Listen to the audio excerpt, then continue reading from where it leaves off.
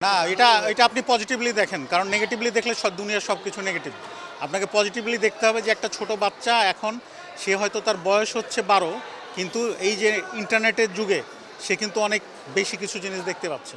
আপনি তাকে সবসময় নিয়ন্ত্রণ করতে পারেন না, তার কাছে মোবাইল ফোন যায়, বিভিন্ন রিল দেখে এবং বিভিন্ন জিনিস দেখে সে কিন্তু মানে মেন্টালি ম্যাচিওর্ড হয়ে যাচ্ছে আগে, বয়সে ম্যাচিওর্ড হচ্ছে পরে। এই যে গ্যাপ, এই গ্যাপে আপনি তাকে যদি ভালো মন্দের পার্থক্য না বুঝিয়ে দেন, সে সবসময় মন্দটার দিকেই যাবে।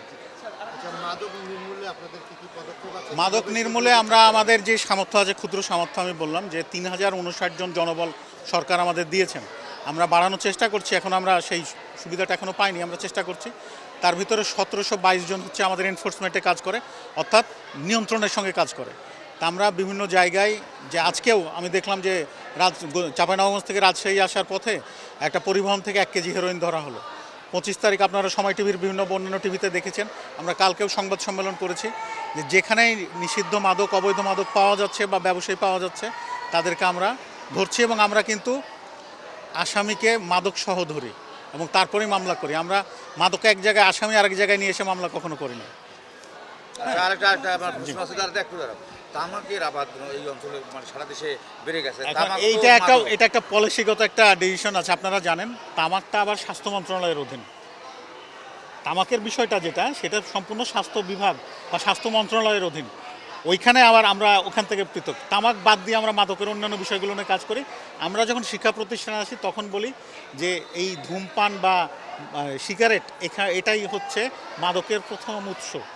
কারণ ক্লাস 8 থেকে যখন আমাদের বাচ্চাদের পিউবার্টি বা তার বয়সন্ধিকাল, সেই সময় নতুন জিনিসকে, অনেক কিছু বিষয় সম্বন্ধে তাকে জানার আগ্রহ তার থাকে এবং বন্ধু বান্ধব বা আশেপাশের পরিবেশের কারণে সে সিগারেট দিয়ে এই মাদকের দিকে চলে যায়। মাদক যেহেতু সিগারেট দিয়ে শুরু, সেহেতু মাদক মানে এই তামাক নির্মূলে আপনাদের আসলে অভিমত কী?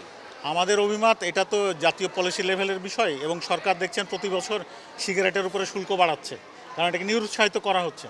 কিন্তু উত্তরবঙ্গের মানুষ হিসাবে, গ্রেটার রংপুরের মানুষ হিসেবে আপনারা জানেন যে তামাক চাষের সঙ্গে অনাদিকাল থেকে যুক্ত আছে এলাকার মানুষজন।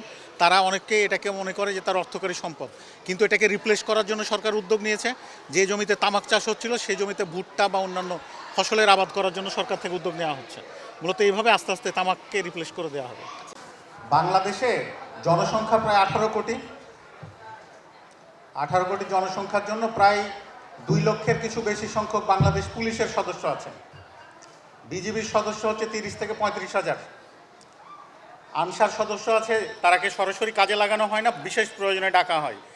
তারা রেগুলার বাহিনী না, কিন্তু তারা আমাদের বিভিন্ন ক্ষেত্রে, যেমন নির্বাচন হলো, আনসারের সহায়তা আমাদের নিতে হয়েছে, দুর্যোগের সময় নিতে হয়, এইরকম ব্যবহার করা হয়। এবং তারা বিজিবির সঙ্গে সহযোগী ফোর্স হিসাবে কাজ করে, থানা পুলিশের সঙ্গে কাজ করে। আর আমাদের যে মাদকদ্রব্য নিয়ন্ত্রণ অধিদপ্তর, তাদের সদস্য সংখ্যা 3059 জন। তার ভিতরে 800টি পদ এখনও ফাঁকা আছে। যারা এনফোর্সমেন্ট বা মাদক উদ্ধারের কাজ করে তাদের সংখ্যা হলো 1700।